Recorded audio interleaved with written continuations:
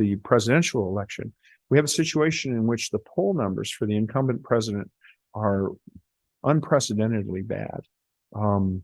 We have President Biden is seen as particularly vulnerable on domestic issues, inflation in the southwest border.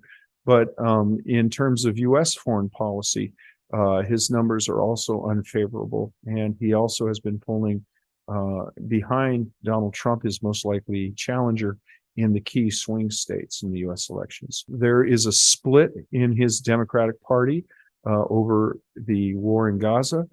Younger voters tend to feel in increasing numbers that he is too weighted towards Israel. What I would argue is that the narrative has shifted from Israel's response to the terrorist attacks and hostage taking of October 7th, where now the idea foremost in people's minds is the infliction of civilian casualties and the destruction of infrastructure in Gaza after, and that increasingly numbers of Americans in the Democratic Party, particularly young people in the Democratic Party, hold Israel responsible for this destruction rather than, as President Biden has asserted, Gaza for distributing their military capacities among the civilian infrastructure.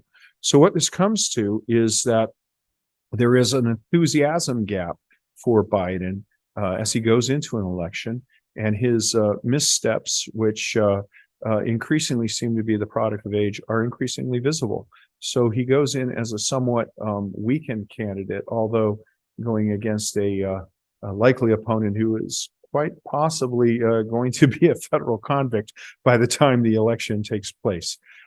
This is an election unlike we've ever seen, but it seems to be unlikely to have an impact on the war in the Red Sea, because it's when you look at the conflicts around the world, the Ukraine-Russia war, the Gaza war, the proxy war against Iran in Syria and Iraq, the Red Sea seems to take fourth place.